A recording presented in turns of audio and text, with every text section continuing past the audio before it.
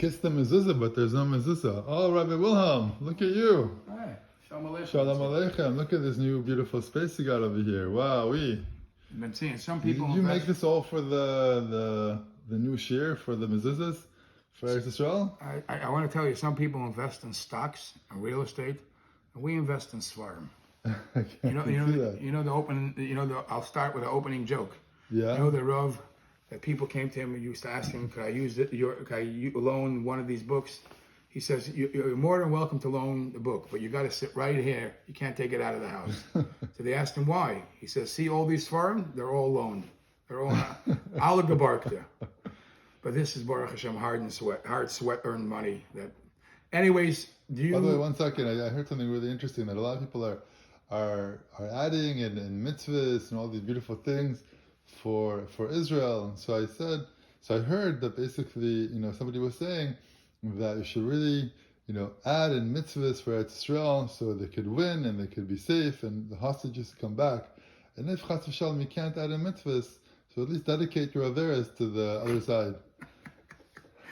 I got to tell you, I got a couple of phone calls for your video that you made last week about what Yidden should do corresponding to help out the Matziv narrative. Oh, somebody actually listened? Yeah, some people. But you were very graphic, and you were saying that people were in the bathroom, they're thinking, how could they? So a lot of people said, cut out the bathroom part. And I saw a story that made me... that was the best part. Yeah, but I saw a story, they came up with Fabringans from Aaron Laser Zeitlin. Oh. And he was very funny. He was very Chassidish Ingelman. So he says a story of one time he was walking in the street, he walked into a shul, whatever, and a bird made on him. And he was all depressed. And as he walked into the shul, he sees the great chassid of Zalman Marazov. And Zalman Marazov says, sees him all depressed. He says, why don't you just thank God that animals don't fly? I was thinking of that story. So there's a spin for everything, right? Or like the Chassidim used to say, you make brachas hashacha every morning. You say Shaloi Asani Goy, Shaloi Asani Aved, Shaloi Asani Isha. Excuse me, what happened to Shaloi Asani Behema? So the Chassidim used to say, I don't know if you could say that bracha. It might be a bracha levatola. You're in a row. Anyways. All right, anyways. Why are you hiding the tie? It's a serious Maimon of Matzav today in the world. Nebuch, there's a lot of hatred towards the Yidden. And actually the split between evil and holiness is so glaring, so obvious. What's giving, what's kedusha, and what's negative. It's crystal clear. And actually, you see it in this week's parsha. The Eibusha says to Avram Avinu, "V'heyei bracha," and you should be a source of blessing. And you should people should bless themselves to be like you. There's many interpretations. There is a beautiful medrash. The medrash says, "V'heyei bracha, v'heyei bricha." You should be like a pool, like a swimming pool, like a pool of water. So all the Mefarshim are trying to figure out what's the significance of the bricha. And it says, just like a pool of water is mitar the tmeim, so somehow Avram Avinu was able to be mikar of the rechoikim.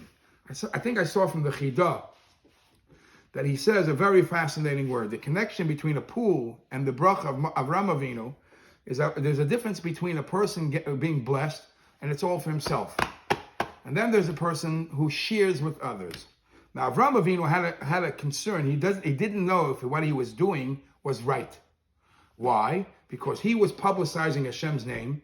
Obviously, that's what the Yidden do, Miftzayim, and publicize Hashem's name. But sometimes he did it by force. We all know the Medrash, that he invited guests in and he fed them, and he told them at the end to make a bracha, and if not, he forced them to pay a big bill. Sometimes they did it out of force that I'd rather say thank God than paying the big bill. Speaking of that, how much are you for dinner? So Avram Avinu wasn't sure if what he did, if how he behaves is the right thing. Forcing good upon people. This is Chas v'Shalom, the glaring difference between what's going on, that they force negativity and hatred. Avram Avinu wasn't sure, I'm doing something good, but being that the guy is not consenting, the guy is not openly agreeing, maybe it's not the right thing to do.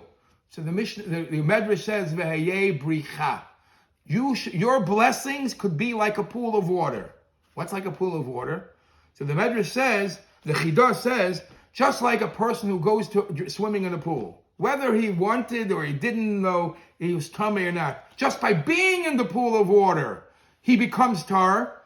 By hook or by crook, he becomes tar. So too, Avraham Avinu's way of life of spreading Yiddishkeit and making the God's name sanctified throughout the world, even if it was done in a harder manner, forcing them to do it, but at least it's a source of blessing. It's Hashem agrees with that way of doing it. And that's the connection between V'hayei bracha and V'hayei bricha. Now, in this week's parsha, it also says that the Eibusha says to Avraham Avinu, go. Yeah? So the Balaturim or others say that the word holoich, go and come, is mentioned 4 different places. There's a pasuk last week in by Noach. There's holoich v'shuv, go and come. Holoich v'chaser, go and you're missing. Holoich v'nasaya, go and travel. And holoich v'gado, by Moshe Rabbeinu it says he was going and he became older and older and greater and greater. And they interpret it like this.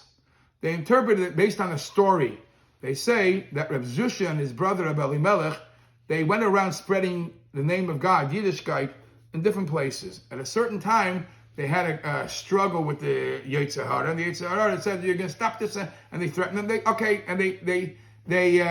decided they can't. This is not right anymore, and they went back. They went back to where they were, and that's where they stayed.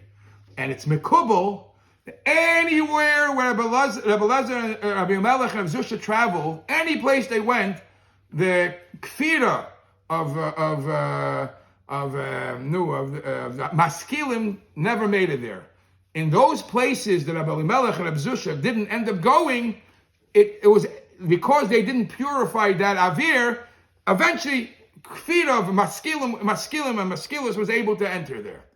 So some interpret like this. Holoich, when a person goes to spread Yiddishkeit, wherever he goes, it will be successful. It will be holoich v'nasaya, holoich v'gadol. But if it's holoich v'chazer, if he comes back, you should know the places that he didn't go is going to be holoich v'chaser. It's going to be lacking. It's going to be missing. Something is going to be missing there. And I want to finish off with a geschmack of word. People are confused. People don't know what to do. Now, I heard a word, a taich on bracha and davening that we say every day. We say Hashem Elokeinu ba'amcha Yisrael. God should be willing to accept the Jewish people. V'lisfilasam she'ei, and listen to the tefillas of the Eibishter. U'sihi l'ratzain tamid avodas Yisrael amecha. So literally it's translated, and you should accept, beratzin, happily and willingly accept the Jewish service. I heard a Chassidish pshat and I love it. Usehi l'ratzain avodas Yisrael amecha. You know what avodas? You know what our service today is? We should always want. We should have a desire to want to become better. Desire to spread Yiddishkeit. If you lose your desire, you're gone. Our bakasha is that avodas Yisrael, that our avodah should be that at least, please, let me have that the yearning, that ratzain to become better, to connect to the Eibishter. And this is what Yidden do. We spread Yiddishkeit and we spread bracha. Maybe you want to talk a little bit about the new series that you're making regarding mezuzah. So for those who are listening, because of the Maimon the Matzav in Eretz Yisrael, so we will be offering a 5-week course in Hilchas Mezuzah. How much does it cost? 0, free. Subsidized. It's subsidized by the Eibishter himself. We have 3 rabbis teaching the courses. It's yours truly. We're going to teach the halachas hardcore from the Shulchan Aruch, from the Bechaber and Ramah. We'll learn it like we learn Smicha, Bechaber, Ramah, Shach, Taz, whatever.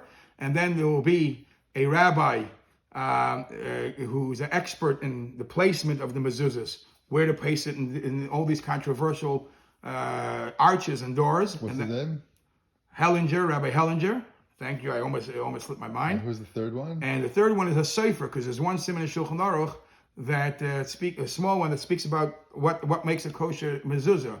So for a guy like me and you who are not seferim, what's the obvious thing you have to know to look and see a mezuzah if it's kosher or not? So Rabbi Klopman, Rabbi Yehuda Klopman, is going to be one of the rabbis giving a shir. So it's open for everybody. Please join. You just have to sign up. However it is, I'm not a big maven in the internet, so sign up and hope you'll be there, and we'll learn together and bring chizuk for our brothers and sisters in Eretz Yisrael. Beautiful. Yashikach.